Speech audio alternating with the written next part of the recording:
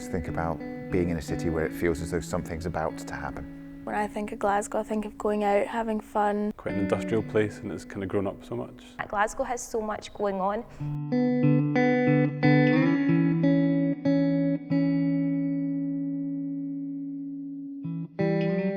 My whole political life, Glasgow has been Labour town for a very, very long time. The unions were traditionally strong here. The history of things in the early 20th century, like Mary Barbara leading the rent strikes, that kind of thing, is still something that is keenly remembered by people who live here and by people involved in the political life of the city. There was a time when if you lived in one of the peripheral housing schemes, it could be really difficult to buy any fresh fruit and vegetables. Many of the shops said we don't sell it because nobody will buy it, because people weren't buying it because it wasn't there to be bought. And the change in shopping patterns, types of shops on offer, the coming of the big discount stores has changed a lot of that, and what people are eating has improved. And if anybody wants to get a real feel for what Glasgow was like in the 70s and 80s, you've only got to look at the old Taggart series and look at the backgrounds there and realise just how run down it really was then. And that reflected various sort of downturns in industry, but also the loss of heavy industry. Lots of buildings that had been factories and so on had been demolished, lots of empty, derelict spaces. When I think about Glasgow's history, I suppose what comes to mind is my experiences of this building. When I was 5 and 6, my grandfather worked here, and he used to drag me out of bed at 5 o'clock in the morning, and I've actually been in this building when the printing presses were running, so I have a real memory of kind of Glasgow as an industrial place. It used to be dark, dull, dingy, very run down. A lot of the buildings hadn't been stone cleaned, so it's physically very dark. A lot of buildings were actually black, and that's on a day when the sun is out, the city really glows. And it certainly didn't used to be like that. I just think it's so diverse. There's a real mix of heavy industry, and you can see that in the buildings, and then there's the more refined side to everything, so the fantastic architecture.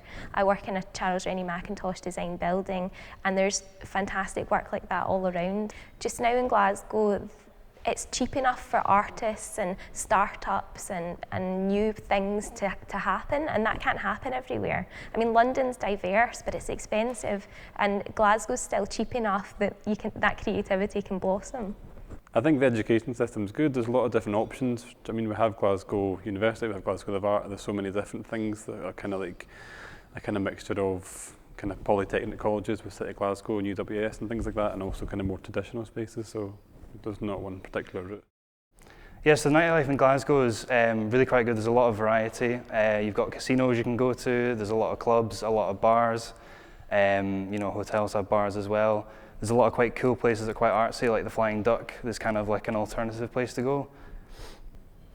So for Glasgow's job market, it's definitely going to expand, just because of how much we're pushing business in the economy in terms of a Glasgow City Council point of view.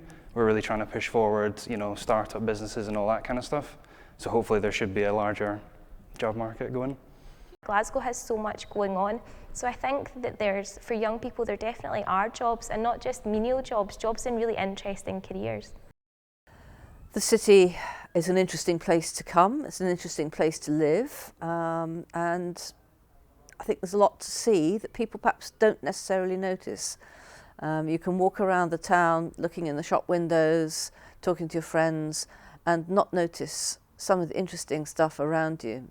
I think Glasgow is quite an optimistic city nowadays. People are quite upbeat about the possibilities. I think if we look at it and you look at the Indie Ref and you look at how Glasgow voted yes and most of the rest of Scotland did not, I think that we do very much have our own thing going on, and we're not afraid to be different. When I first hear the words Glasgow identity, I always think about energy. I always think about being in a city where it feels as though something's about to happen. The Glasgow identity now that's people make Glasgow, I think that's quite a true thing.